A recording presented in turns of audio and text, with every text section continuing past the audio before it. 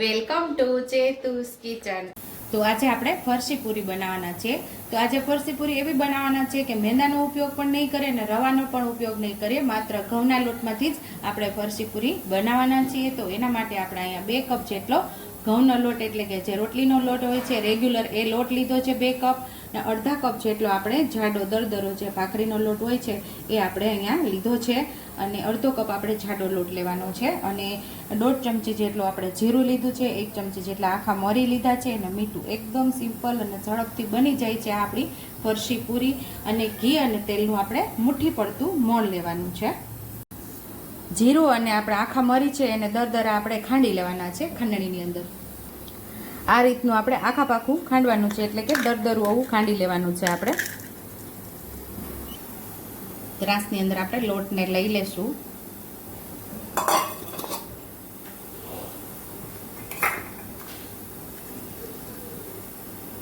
તીખા મરીનો અને જીરુંનો જે દરદરો ભૂકો કરેલો એ આપણે ઉમેરી દીધો છે। સ્વાદ મુજબનું આપણું મીઠું ઉમેરશું। અત્યારે આપણે મેલ્ટ કરેલું ઘી 3 ચમચી જેટલું ઘી ઉમેરશું।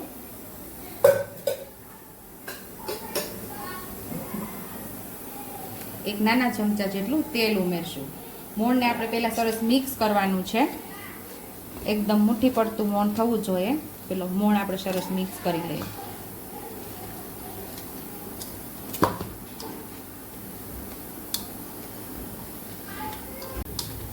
અહીંયા આપણું મોણ મસ્ત એવું મિક્સ થઈ ગયું છે।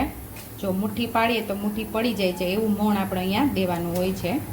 તો મોણ વ્યવસ્થિત આપણે દઈ દીધું છે। અહીંયા આપણે હવે લોટ બાંધી લેવાનો છે। થોડું થોડું પાણી ઉમેરતા જશું અને લોટને આપણે બાંધી લેવાનો છે। કઠણ એવો લોટ બાંધવાનો છે।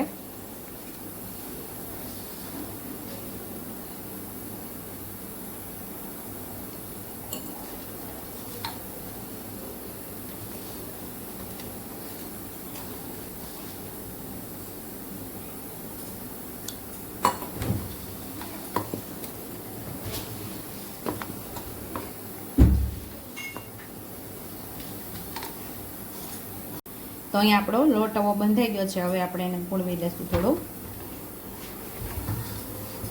તો કઠણ આપણે લોટ બાંધવાનો હોય છે।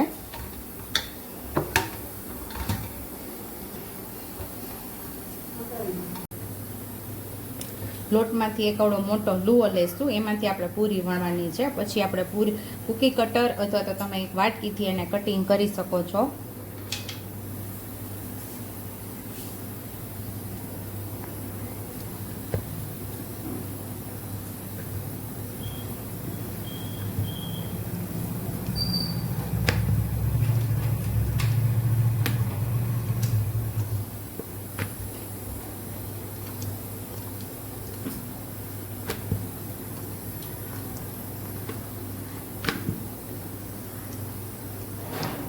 તો અહીં આપણે વાટકી લીધી છે, એનાથી આપણે કટિંગ કરી લઈશું। તો આવી રીતે આપણે બધી પૂરીને કટિંગ કરી લેવાની છે। જે સાઈડમાં બચે એ લોટને આપણે લઈને પાછી બીજી વાર પૂરી બનાવી લેવાની।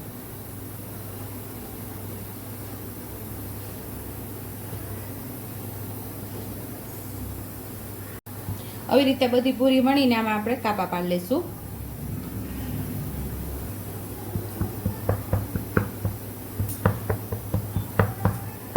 તો આવી જ રીતે બધી પૂરીને આપણે વણી લેવાની છે, એક મોટો લુઓ લઈને। આટલી થિકનેસ વાળી આપણે પૂરી વણવાની છે। જો બરાબર સરસ વણાઈ જ ગઈ છે, તો જો તમારાથી જાડી વણાયેલી હોય તો કટિંગ કરીને પાછા 2 વેલણ મારી દો એટલે સરસ પતલી વણાઈ જશે। તો અહીં આપણી બધી પૂરી વણાઈ ગઈ છે, ને પૂરી વણતા હતા ત્યાં સાઈડ ઉપર તેલ પણ ગરમ થવા રાખી દીધું હતું। તો અહીંયા આપણું તેલ પણ સરસ ગરમ થઈ ગયું છે। તો હવે આપણે જોઈ લઈએ। તો અહીં આપણું મસ્ત એવું તેલ ગરમ થઈ ગયું છે, તો આપણે પૂરીને ઉમેરી દઈશું।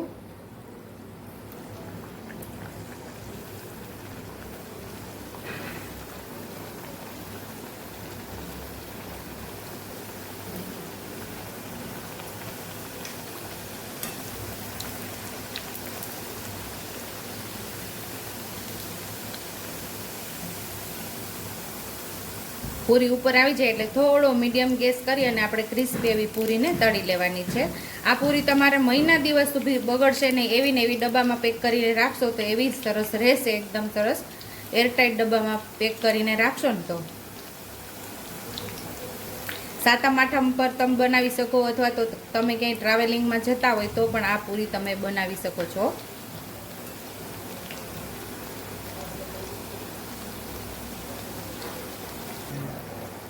તો અહીં આપણી પૂરી મસ્ત એવી તળાઈ ગઈ છે, ગોલ્ડન બ્રાઉન કલરની થઈ ગઈ છે અને મીડિયમ ગેસ ઉપર જ આપણે સરસ ક્રિસ્પી એવી તળવાની છે.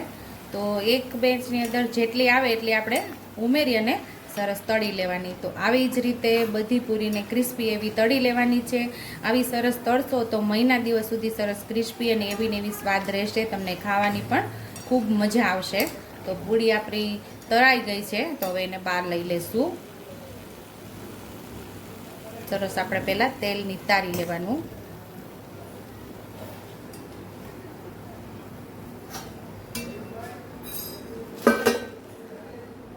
સેમ એ જ રીતે બધી પૂરી એવી જ રીતે આપણે તળી લેવાની છે.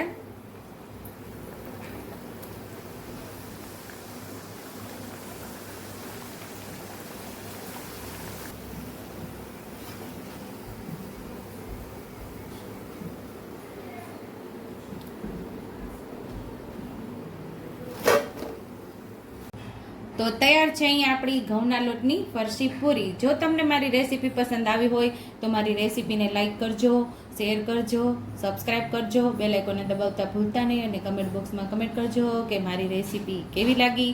તો આવજો.